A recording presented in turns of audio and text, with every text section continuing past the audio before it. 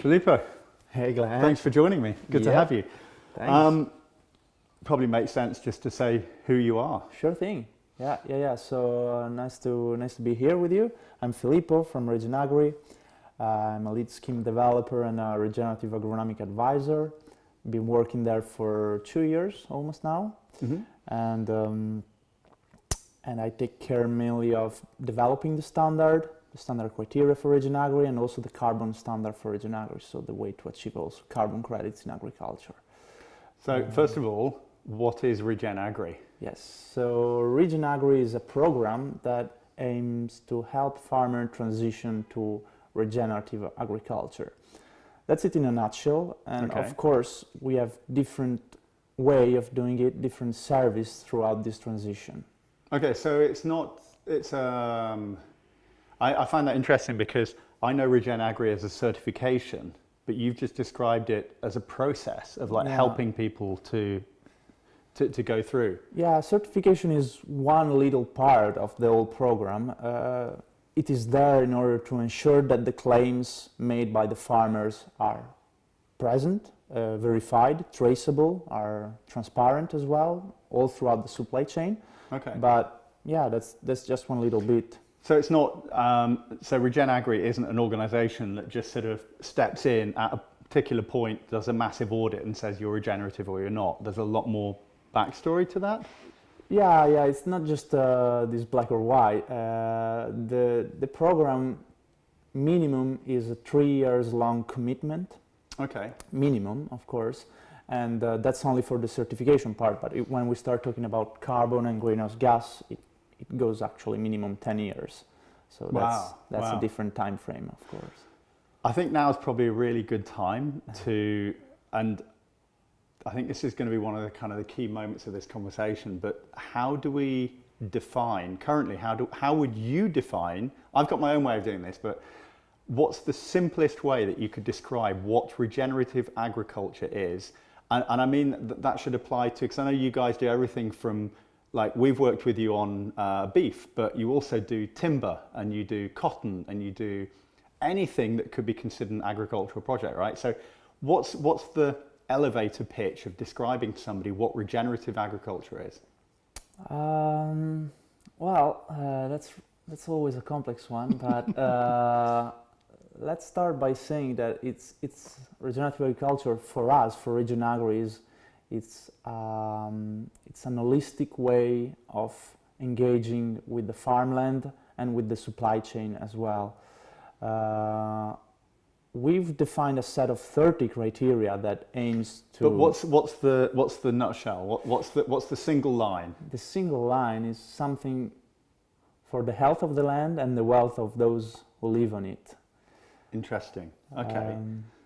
Because I mean, I've always looked at it as something that's outcome based. Is that everything we do in agriculture is extractive. We're taking something away, which is kind of the point of it. But when we take something away, are we leaving the land more or less capable of producing again?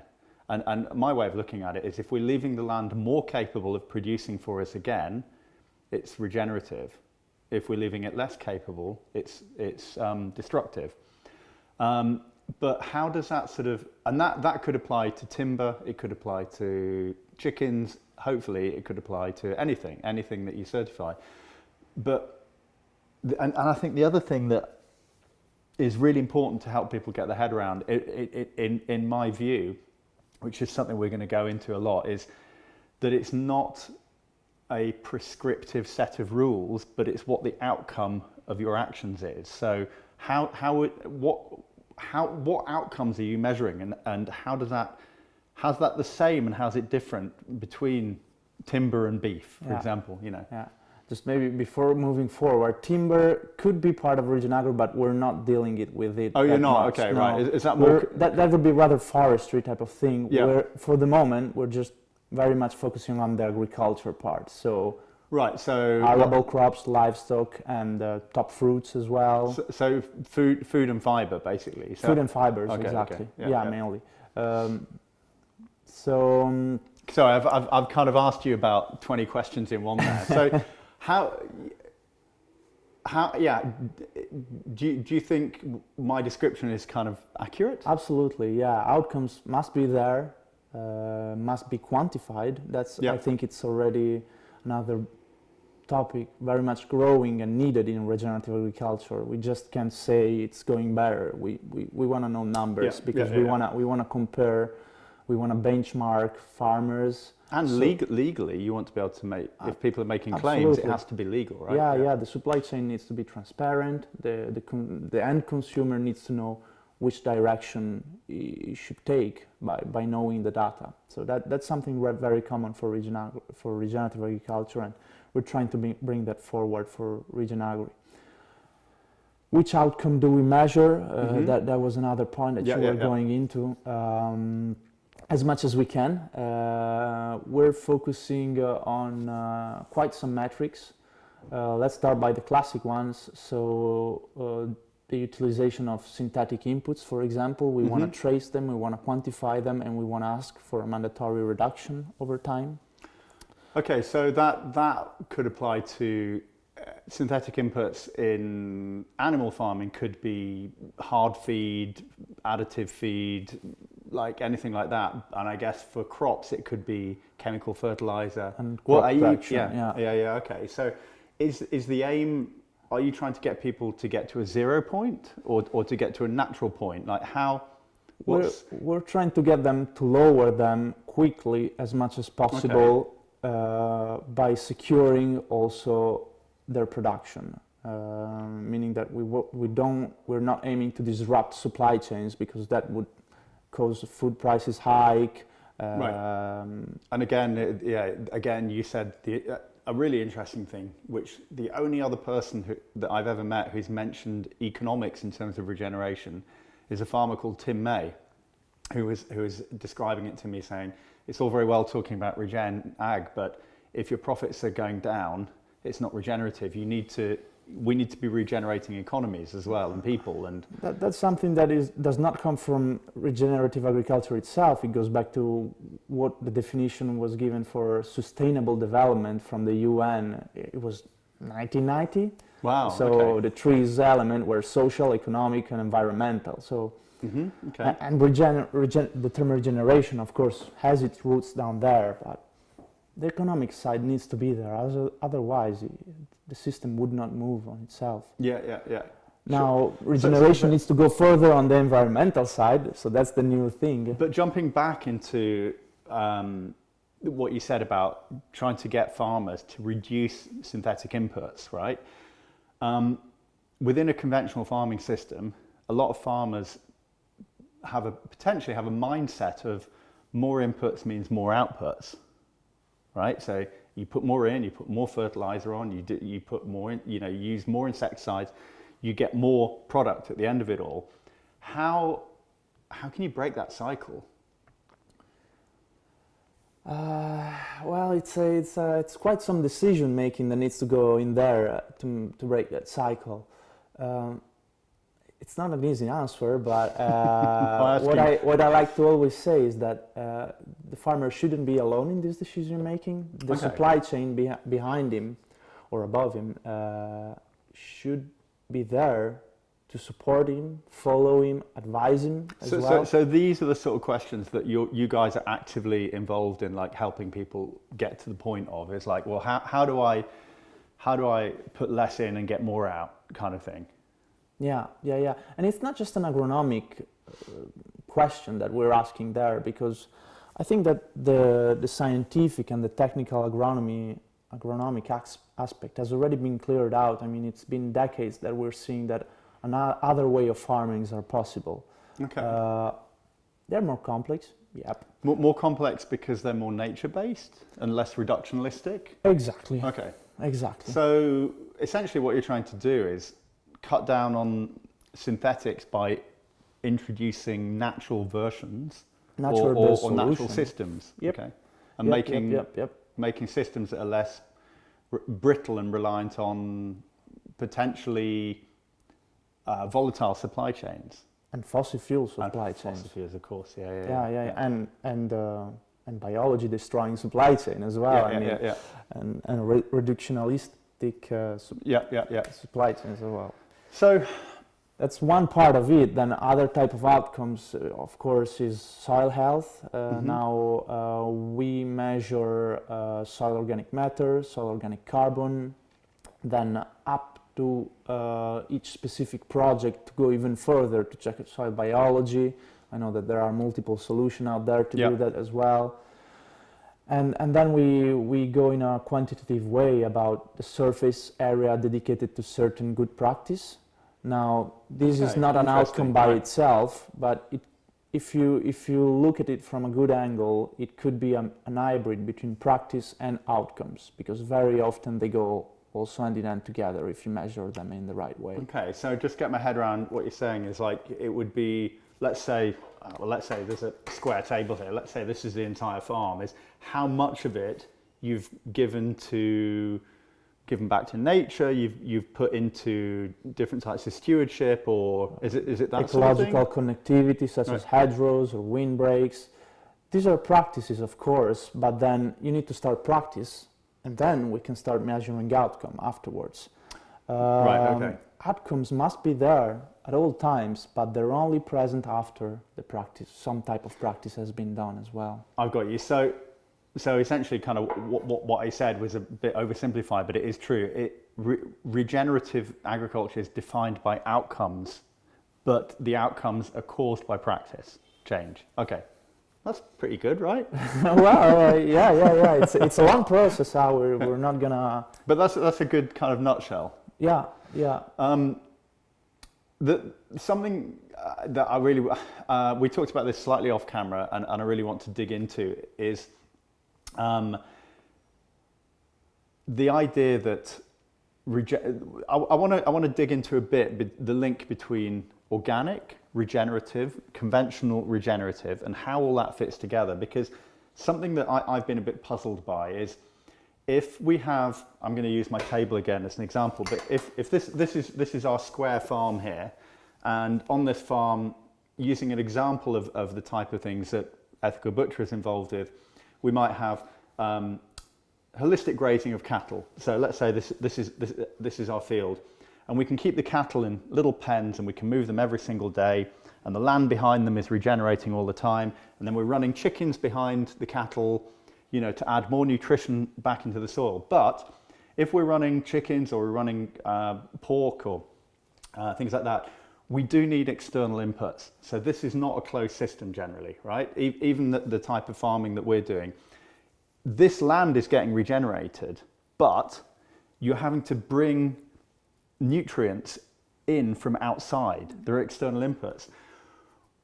So while we could say that this farm is regenerative, how do you guys at Regenagri, how do you keep track of the bigger picture, the life cycle? Because I'm just thinking in an extreme version of this, we could have conventional or even industrially produced crops being brought into a regenerative system, and they're regenerating this system, but the system they're coming from is decaying and destructive.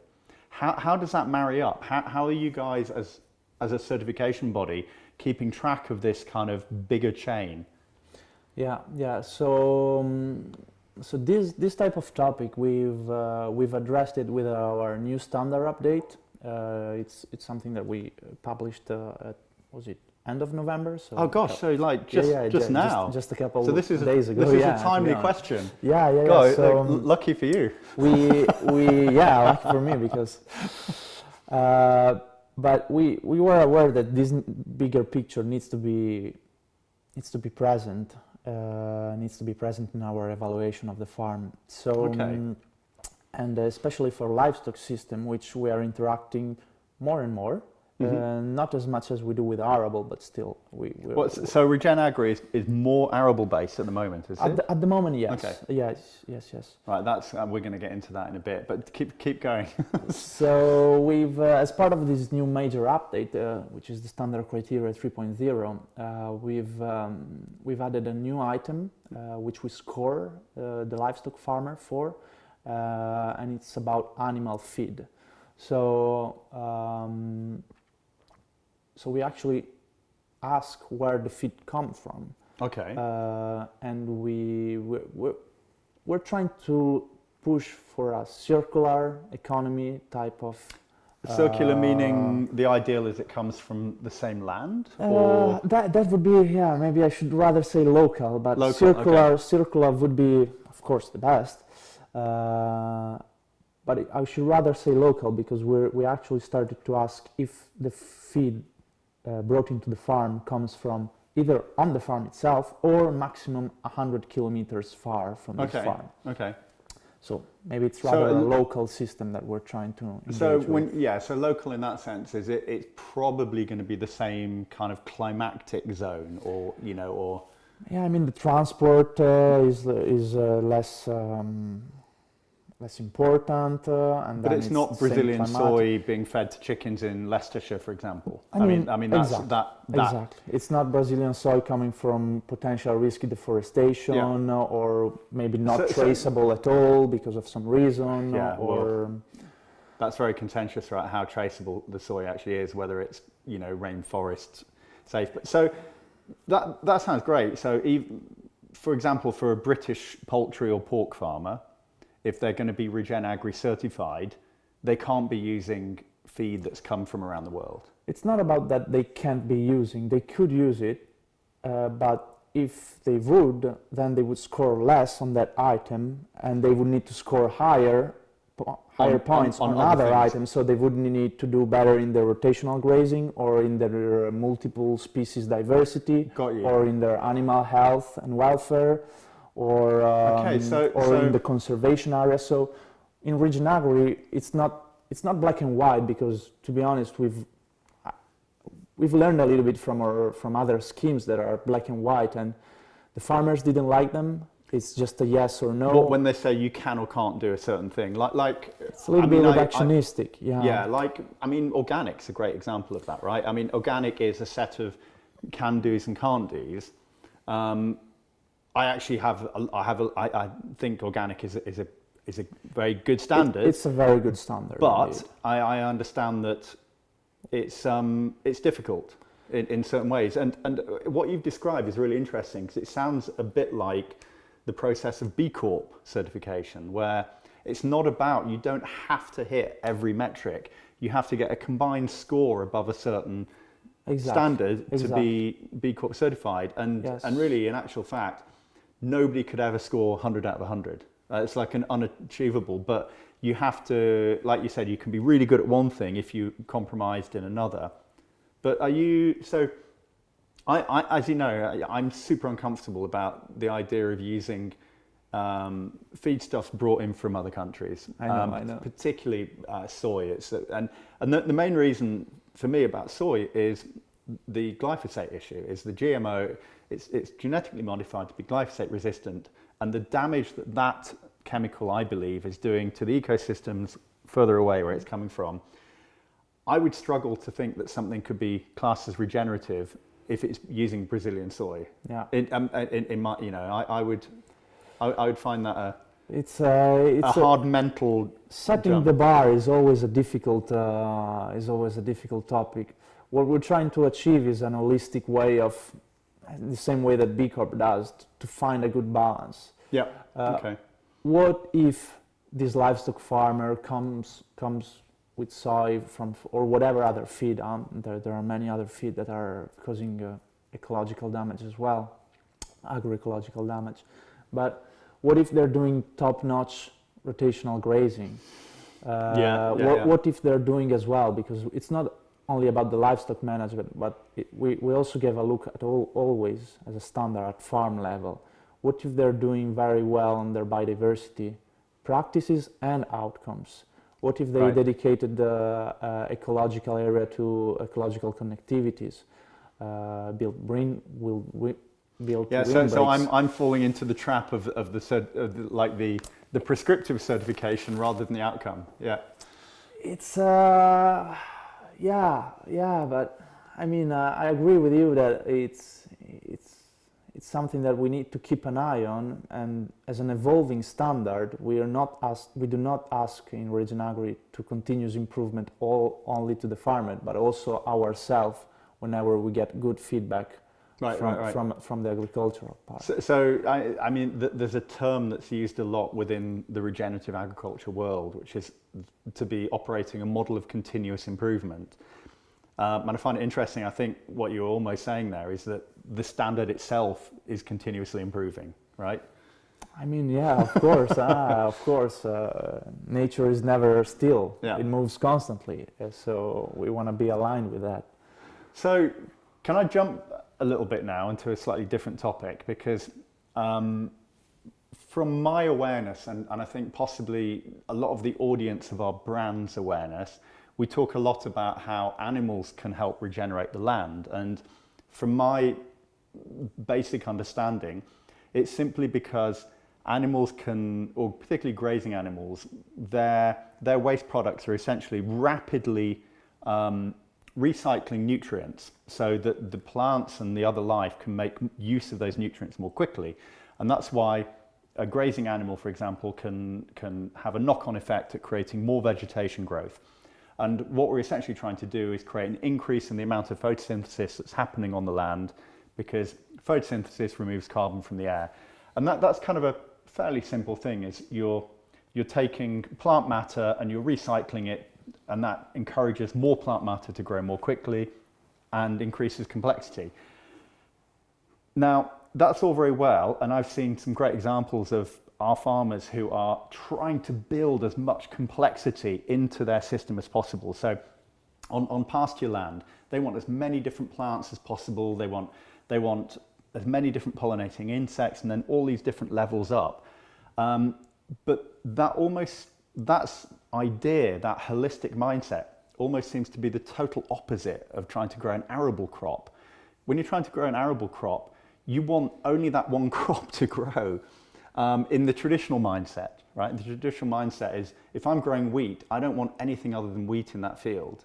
So, and I genuinely don't know the answer to this question. How can you have arable that's regenerative, and what are the measurements there? Yep. So indeed, when the livestock and the arable and the crops are not connected, which is very, very common in today's agriculture. Mm-hmm. Unfortunately, policies in the 60s all over the world split these two. It was topics. the 60s. It was when the worldwide agriculture went really into production mode, and in Europe, in the northern US, most probably also in other countries. Was it to do with the availability of synthetic fertilizer? Is that where the sort of separation happened, or was there something a bit deeper than that? I don't have the full answer, but most probably the presence also of the high availability of synthetic fertilizer or probably the affordability, was it? Yeah. Both of them was part of the answer. But yeah, when they got split, of course, the whole system changed. Yeah. And but yeah, back to your question, how do we score regenerative agriculture for just arable crops? Once again, many items can be addressed. Mm-hmm. I'll mention a couple of them. Crop rotation, I would say it's always the first one, meaning that a simple rotation, which is, let's say, the classic one, whatever it is, wheat, corn, that's very bad. What? That's very bad? That's very bad. Okay. That doesn't bring any soil health into the system. We want to complexify that rotation. So why would a farmer do wheat, corn, and not wheat, corn? They could do wheat, corn, but right. For every season that you go with the same crop, the pathogens build up in the soil. So if you take wheat, let's take it to an extreme, 3 times the same in the same year, or three times in a row. Thank you. 3 seasons in a row. Yeah. You would have a huge pathogen would build up in your soil, and they would attack constantly your wheat, and you would need to go pesticide. Okay. And so that's why rotation came up in the first place. Huh? Oh, it's more to do with that. Yeah, absolutely. Rotation are there to maintain a natural balance in the soil health, so that you can. I thought there was a more practical reason, but I guess that makes sense, because in nature you don't have a monocrop. No. And so if you have, again, I'm going to keep using this table, but if this is 100 acres, in nature, you're going to have hundreds of different plants growing here. So if you get a pathogen for one plant or even a group of plants, it's going to be contained. Yep. But when you artificially make that just one thing, that's why the pathogens are having a party. Yeah, right? it's like you when you go into a pantry. It's like dinner. It's like a massive buffet of whatever they like to eat. Okay, so the rotation is breaking the pathogen cycle, but then are there rotations that are more beneficial than simply just breaking a pathogen cycle? You mentioned rotation as a way of being regenerative, but then said there are bad rotations. So are there good rotations? Well, there are simple rotation and there are complex rotation. Okay. 2 crops in rotation wouldn't bring you many health benefits. I could even say it could bring you some ecological damage. Right. And you would need a lot of external input to maintain that. But when you start complexifying that rotation, let's say 4, 5, 6, 7 crops, one after the other, or even like wheat, corn, lentils, brassicaceae, pumpkin, sunflower, and then you start from the wheat one. So right. That's a complex rotation. The soil biology is more complex because it gets nourished by different roots, different chemicals coming from the plants, different roots exudates. Because plants are putting back as well as they're extracting, right? Root exudates, so active principle exuded, given out by the roots are a very big thing actually. It's a very strong element for carbon sequestration. Because there's a carbon for pump, chemical isn't there, complexity, where the plants actually are putting carbon, liquefied carbon compounds into the soil. Exactly, right? Okay. exactly. So there are a couple of studies that even says that can go up to 50% of the total soil organic matter increase that you can gain. It comes from root exudates, not just from residue decomposition. Oh, interesting. Okay. But this liquid carbon is not the only thing. It's also active chemical compounds that interact with the biology present in the soil and regulate it. I've got you. So it's like a homeostasis kind of system. It's self-balancing. Yes. For example, a really quick and practical one. If you put brassicaceae, so cauliflower, cabbages, Brussels sprouts kale, in your rotation, blah, blah, blah. they're quite strong against certain nematodes that would attack your corn if it would be present there as well, or in the next rotation. So they change the soil biology and they could protect your next crop. Interesting. That's amazing. Okay. That would be the same for other type of families, but the thing that obviously springs to mind there, the difficulty and the barrier in that is that I would imagine if you're a corn or a wheat farmer, you understand wheat, you've got machinery to deal with wheat, you've got a knowledge of the commodity price of wheat, you've got buyers of wheat, you've got a supply chain. How do you get that guy to grow a crop of cabbages? Like, surely that's the biggest difficulty here. That's why I always say complex as a word when I talk about regenerative agriculture. It's complex. So it's complex for the farmer. It doesn't mean it's more difficult, because in the long term, of course, we know that we gain other things such as resilience, productivity, even nutrient density, but it's more complex. It's a more complex system. If a farmer, it must be really difficult. Like the rotation system you mentioned was like two crops for a couple of years, but then really kind of mixing it up. And I'm sure that was just sort of off the hat example, but how do you convince a farmer to do lentils, cabbage, corn, wheat, probably a legume, a nitrogen fixing, because it must be really hard for that farmer to know how much income they're going to get, and as you said, they don't necessarily have a route to market. Yeah. Well, it's a decision that, of course, the only one that can take is the farmer. But do you guys help the farmers with that? Do you kind of say, look, if you're going to put this into rotation, here's how you can sell it, basically, which is what they need to do? Well, we can do some type of advisory service, of course, but we have also some limit to some work. For example, finding buyer, that's really out of our scope. Sure. But of course, we can start building this conversation. Another big point is that rotation are there also for a reason, and they've been there for a strong reason. And before the Green Revolution, they were way more diversified because they help you protect your crop. Sure. They help you build soil health. They help you build soil organic matter as well, in a small way. But rather the soil health is really the point.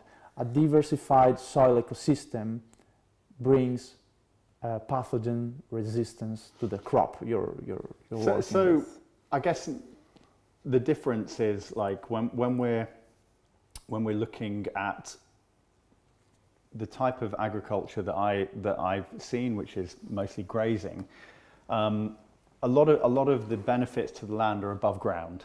We can see.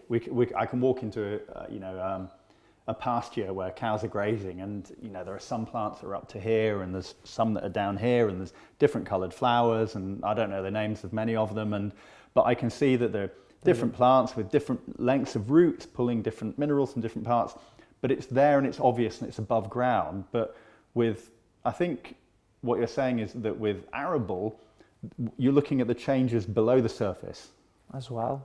Yeah. Because you've still got only one crop above the ground. Is that really? Or well, intercropping is another item that we consider, but it's very, very difficult to achieve. Tell me what intercropping is. Intercropping is placing two crops into the same field at the same moment, one aligned to the other. Aligned how? What? So they have like a mutual benefit, or? Yep. Okay. It could be a mutual benefit. A very simple one is wheat and soy, for example. Wheat and soy at the same time? Yeah. Okay. So let's because imagine soy 2 meters of... Yeah, exactly. Soy so literally like in strips in the same field? In strips. That's very difficult because, of course, farmers need to have some specific machinery to deal with that. Wow. But it can be doable. It can be doable even with standard machine. Other type of, also to give you the full list of the items that we consider for arable regenerative agriculture in Regenagri is so of course synthetic inputs in your arable. We take care of that on the multiple aspects. If you're using nature-based fertilizer or crop protection products in your arable crop. If another one is integration also with perennial cropping, which could be integrated within the system, such as agroforestry, but also next to a system, just as a further diversification of your production. Do you know... water is another one, water efficiency. How the water is managed. How the water is managed. How the soil tests are running on your arable. That's a very important one to be aware of your nutrient management plan. And the cover cropping, I didn't mention it earlier, but that's a really strong one. And it's part of the rotation tell as us, well. just for the sake, tell us what cover cropping is. Cover cropping is, I would include it in the crop rotation. Okay, but what is a cover crop? A cover crop is a crop, not necessarily a cash crop. That's would be the main part of the definition. It's not necessarily a cash crop that you grow after your cash crop. In between so let's rotation, say in between two crops. You've got your field of wheat, you've harvested it, you've got bare ground, and then you're not going to have the wheat until next year. Yep. So the cover crop goes in between the two harvests. Yeah, because you would have some waiting time due to the climate, to the market sometime as well. So instead of leaving your bare ground, you want to keep the living roots inside of it. And even if for just 1 month, 2 months, 3 months, you so can it's plant about them. keeping roots in the soil, which is obviously holding the structure together. And bringing biology. Okay, so if you get like inclement weather, so let's say in England we seem to be in a pattern now of having hotter summers, wetter autumns and winters. Having a cover crop's going to stop runoff and hold the soil together. Absolutely. And interesting, actually, I'm going to reference Tim May from Kingsclear Estates again, because he said something to me which I thought was extraordinary. He's like, the greatest asset a farmer has is sunlight hitting the land. And if you don't have anything growing there, you've lost the opportunity to take carbon out of the atmosphere. And I thought that was like really brilliant reading of Tim May. This is a bit of a homage, but it is true. It was. I really enjoyed that super simple explanation. He said, if ever I see sunlight hitting bare earth, I think I'm failing as a farmer. And I'm like, that's a great way of looking at it. Yeah. You've missed an opportunity for carbon capture. And for, On a really for basic others. level, you've explained to me other levels of the benefits of that. But with cover cropping comes, to me, a big problem, and that is how to get rid of the cover crop. how to terminate. And this is something that I know a lot of cover crops are terminated with glyphosate, and it's a bit of a personal bugbear of mine. I've read Toxic Legacy, the book about glyphosate, and I think there's a lot of evidence to suggest that glyphosate isn't as safe as everybody originally thought it was. It's massively used. I think the thought that it was safe is because it doesn't disrupt any mammalian pathways. So it doesn't disrupt any pathways within us, but it does disrupt pathways within plants and about 50% of our gut bacteria.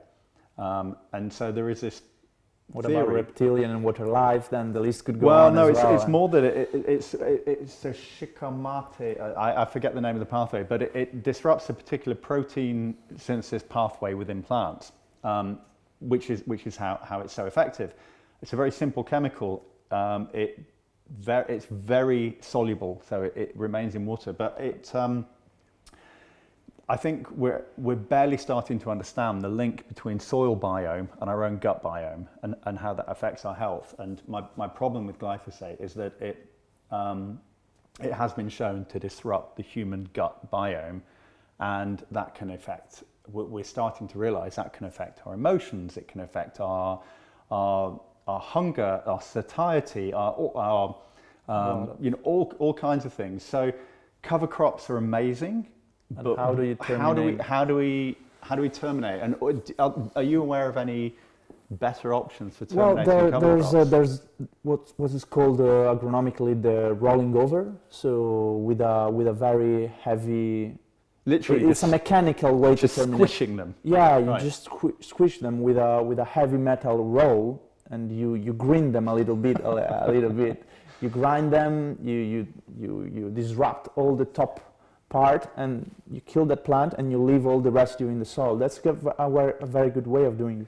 Now the best way, and you know it would be to bring some nice cattle on it Okay. and sheeps, Right. and that's how you get a full regenerative system. Because I would imagine the problem with this heavy metal roller is that anything like ground nesting birds, lizards, amphibians, solitary bees are just pancaked. Well, that's a problem with all arable crops in general, but yes. Is the destruction of animals that are living within the system, Prairie, right? prairie ecosystems and prairie nesting birds have always been disrupted by arable crops. But So if you bring in grazing animals onto cover crops, that's the best way to do it. then the solitary bees, the ground nesting birds are not disturbed.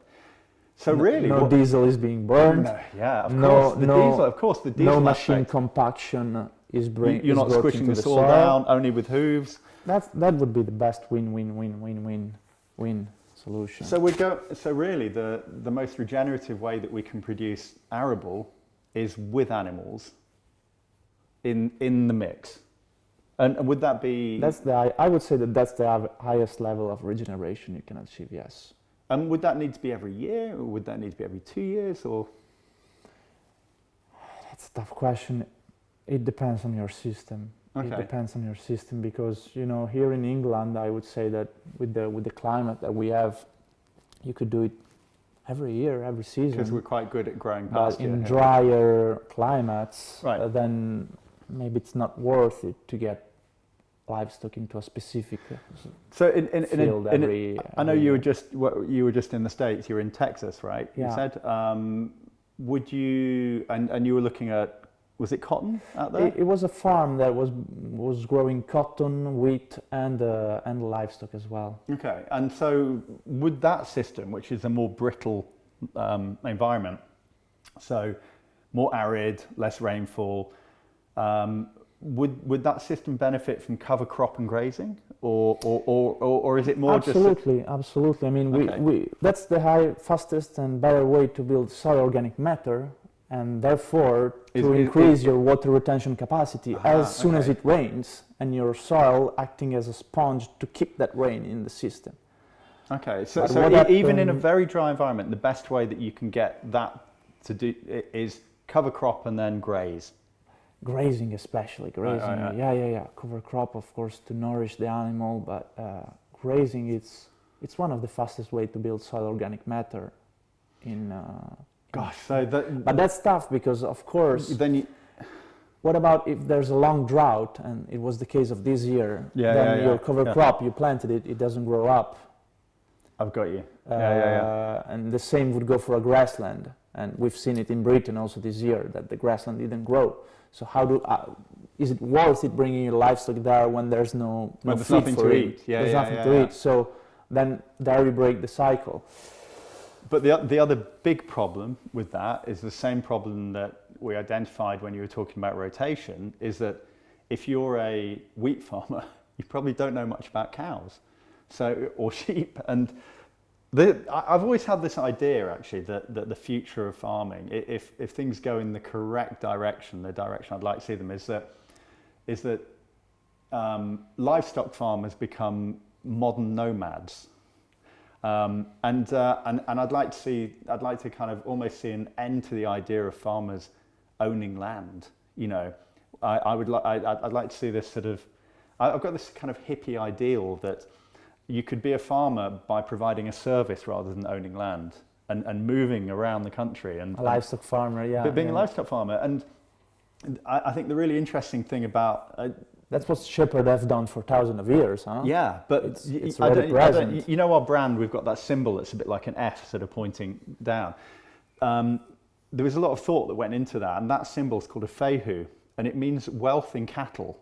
It's like a very old Celtic rune, but when I started researching it a bit more, it also referred to movement, because wealth meant movement back in the pre-agriculture days. So people who kept cattle didn't keep them in one place, they moved. Absolutely. And so now that symbol, yes, it's great for a sort of online butcher to go, our symbol means wealth in cattle, but it really actually means movement of thought, movement of ideas, a movement of livestock. And that was the sort of, I'd like to see us kind of getting back towards that. Do you see people starting to behave a bit more like this? And I'm not sure about England, if you have still moving shepherds here, but I guess that the land property is so fixed that you don't have them. Right. I know that I live in France, and there are still shepherds there. So people that at the end of the spring, I mean all year round, to be honest, they manage a 5,000 sheep herd. Wow. And they bring it on in the spring. Is this in the mountains, or is this on? They move. I mean, in the summer they're in the mountains because it's warm. There's a new grassland there. Pyrenees and then or the Alps, autumn, in both of them, in the Pyrenees and the Alps, and they do the same in the Italian Alps as well every now and then. So when it's the first spring, you stay down south where the climate is warm and the first spring grassland sprouts. And then in the summer, when it's too dry, you go to the mountains where it's still good temperature, a lot of grasslands. And then in the autumn, you move down. And you come back down. And in the winter, you need to go into a warm place or in a stable. But that's crazy, because that just reminded me of when I was researching about, we have like November the 5th, we have like this bonfire night, and we have fires. And everybody thinks that the origins of that were simply the guy that tried to blow up Parliament, and you know the story behind that. But when I started digging a bit deeper into that, it goes back even further than that, because people would have lit fires in the valleys, because that's about the time of year where the livestock were coming down from the hills, to be down. So there is a tradition that goes sort of further Yeah. back, even in this country. But Yeah. the problem, I guess, the problem now is that land is owned, right? Yeah, And we yeah. have, but That's a big I part think of it. what could be a mindset shift in that is if the people who own the land saw the animals as a benefit of a service, right? So if you were to be a nomadic sheep farmer in the UK now, you could potentially prevent the arable farmer from having to use that roller thing that you described to kill off a cover crop, Yep. and possibly prevent them from having to spend money on NPK chemical fertilizer before planting, next year's crop. Yep. Allow them to build their soil organic matter even more. Yeah, exactly. So what do you need? You need You need A social connection. You need a social community. connection. Yeah, a and, motorhome.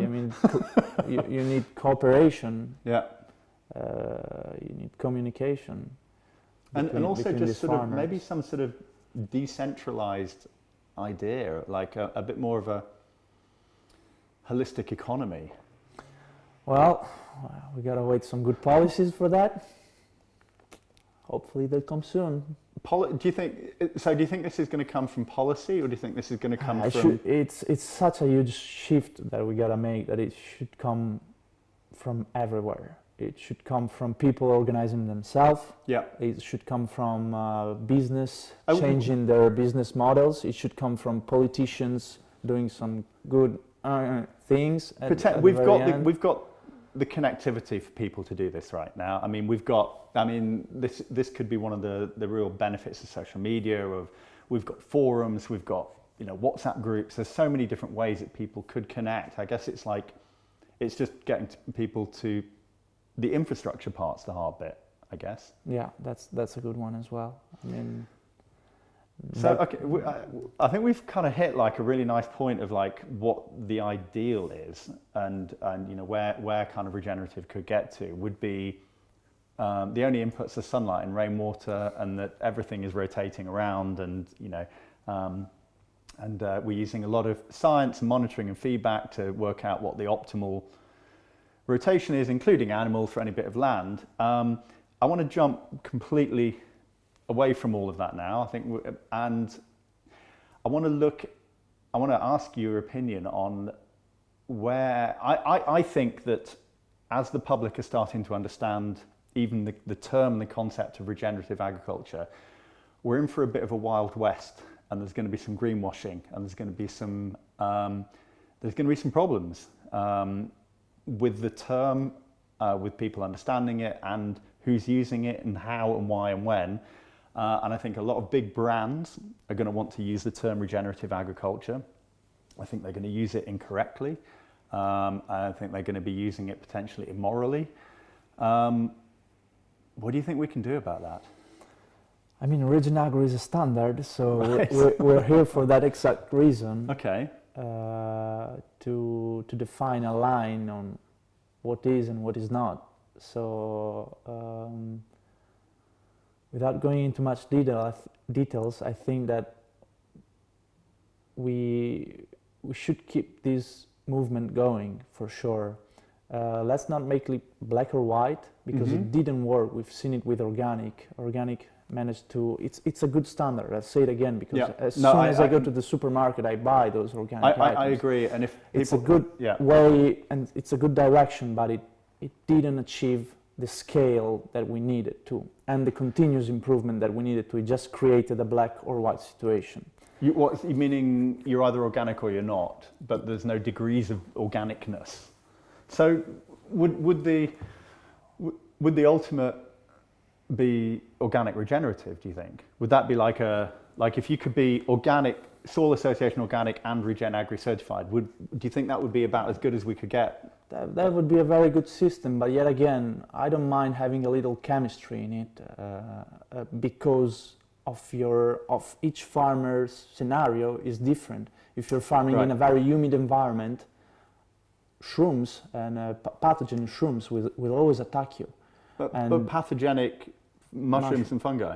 Yeah, fungi will always attack you. So you can do your best. What kind of? Sorry, what plants and situations are you talking about there? This is new to me.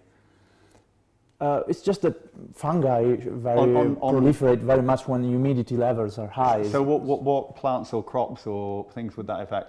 Wheat, almonds, I mean any crop, to be honest. Wow, any crop. okay. Any crop. So we don't want to be, in regenagri, we don't want to be prescriptive of black or white. Of course, regenerative and organic, it's also a certification that we offer, regenagri and organic together. Oh, okay. Oh, because your parent company, Control Union, will also audit for organic. At the same time, they audit for regenagri. Ah, so you can do a combined organic regenerative. Yes. Oh, that's cool. But yet again, going back to the point of where should the bar be posed, how the movement should go on. Greenwashing is a big risk. We're trying here as Regenagri, we're trying to define the line. I think that maybe to address another point you brought in, very big brands, agri-food business brands, of course they're jumping in because they've been degrading. They've been doing their best in providing food because we got to recognize that they did a very good job. But while doing that, they've been degrading quite some land during their course. Well, because they've been pushing their producers to produce more, cheaper price. So right now, if we put ourselves in their shoes, the only thing that they can do sensibly is to regenerate that land. So I would say let's also welcome them to this movement. Right. Yeah. Good point. Because it's for the common interest. So let's welcome them, keeping an eye on them. Of course, Regenagri is here as a standard to provide not only a certification, but a continuous improvement guideline and over the guidance the years of how to get better. So that was the point that I wanted to make. Of course, I like to be open-minded as much as possible, but at the same time, we gotta be robust. Come and join the party, but do it properly. We gotta be robust. We gotta be on point. We gotta measure everything that we can and push for the right direction for regeneration. Regeneration, in its own word, and maybe we can go back to the first definition that you asked, is that we have a degraded baseline. We're starting from a low point. Right. And then we grow up. So, okay, that you've given me a really interesting question there. So, regeneration, by definition, you need to have some change. Okay. Some good change. Positive change, right? Positive change. What happens if? So, to be cynical, you could have the most regeneration if the land is in the worst state possible, compared to if you have a farm that's been organic for 40 years and it's got this beautifully complex ecosystem and it's very nature friendly and it's almost zero input, there's very little you can regenerate there, right? If the system is almost close to perfect and it's as good as it can possibly be, can that still be regenerative? Absolutely. But how? So is it? We're just talking smaller changes, or the way we deal in Regenagri, and this is addressed in the methodology for continuous improvement, is that if you're already at the top level of regeneration, gold standard, right? Like or just let's imagine super really complexity, super complexity, thick, spongy soils, doing well, super low synthetic inputs. A mixed farm with high resilience, high diversity. Just maintain your level. That's already a very good point. But that needs to not maintaining. That's sustainable. That's not regenerative, right? How so? Well, soil organic matter keeps building up to 20 years in the soil after some management changes. Trees can grow up to 50, 100 years. So there's no. This is long term as well. So there is no point at which you could say a system is so good there's nowhere left to go with regeneration. I like to think that we can always improve. Excellent. That's a really good, and I think that's a brilliant endpoint. Thank you. Thank you, Glenn. Awesome. Thanks for the talk. It was so nice. That was good, huh? Yeah, it was. Is there anything just before we wrap up? Is there anything else that you want to talk about? I have no idea. I haven't been keeping a timer. I have no idea how long we've been talking for, but I think that we covered so many good topics that, we'll wrap it up there. yeah, yeah, yeah. Thank you.